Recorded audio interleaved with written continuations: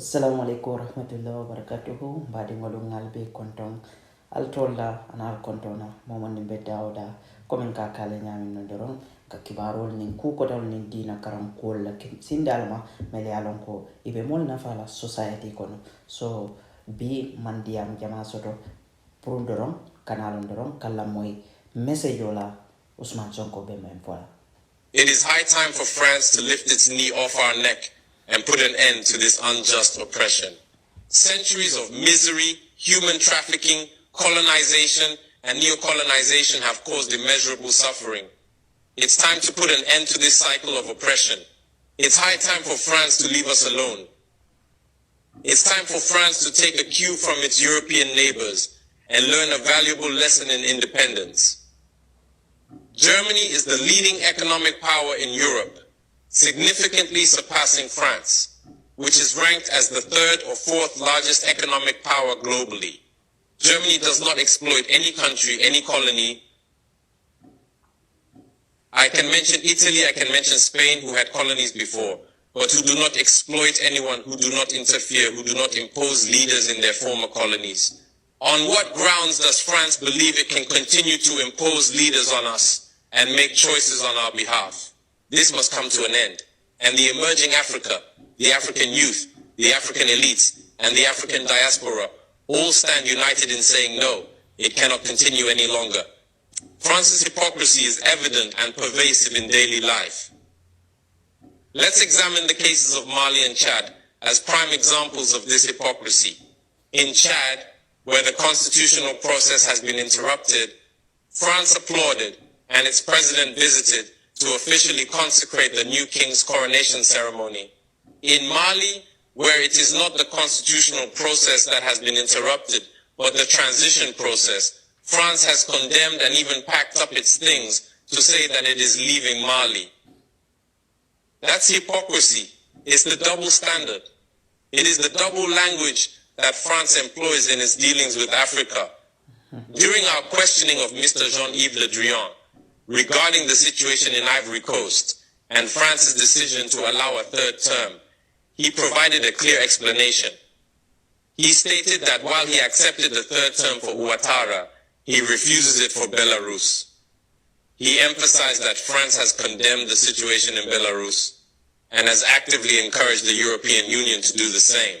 Le Drian explains that in Belarus, millions protested, unlike Ivory Coast, where there were no mass demonstrations on the streets. This is how France deals with African issues. Personally, we expect absolutely nothing from France. We desire her to cease meddling in our matters so that the people of Senegal can exercise their freedom of choice rather than being influenced by France's selection of a candidate using the tactics we are aware of. We begin by targeting individuals, adorning them with the Legion of Honor or a similar knightly rank, enlisting them in Masonic lodges, and informing them to prepare themselves as they will be next in line. Even the hypothesis that Macky Sall may not succeed, we know who is being prepared by France. This must come to an end. It will not occur in this manner any longer. Let's be clear. We have absolutely nothing against the French people. In France, both political and citizen voices are rising to hold and express the same discourse as the one I am currently presenting to you.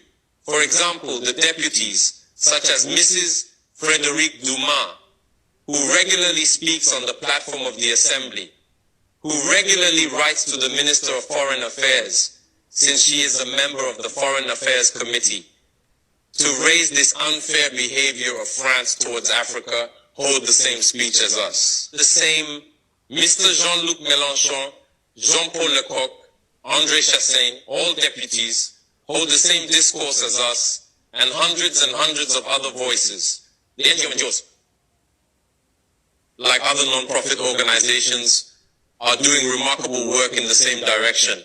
We strongly urge France to listen to the voices that speak to it about our plan for a more collaborative, fairer, and sustainable partnership between Africa and France. It is crucial that we work together towards a future that is equitable, just, and environmentally conscious. If she listens, I believe we'll have beautiful days ahead in our collaboration together. If he doesn't know how to cut it, thinking he can continue to function like in the time of our grandfathers, this African youth no longer accepts it. France must make preparations for a definitive break and completely withdraw from Africa. Africa belongs to Africans, not France. She belongs to no one else. Neither China, nor the United States, nor anyone else. Bravo. This is it. Why France is always following Africans. Why France cannot leave Africa as the other countries do. But no. Because of what? All their survival, all their minerals, all their things that they are living in life is found in Africa. Without Africa, they can move. They can do anything to destroy.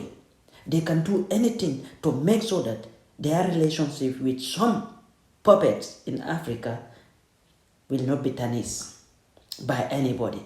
They can kill. They can do anybody. They can mix us together. They can mix us together, fight, kill, hate one another just to gain their own interests. We need to wake up, my brothers and sisters. This is Africa. One unity, we are good to go. One people, we are good to fight the war together.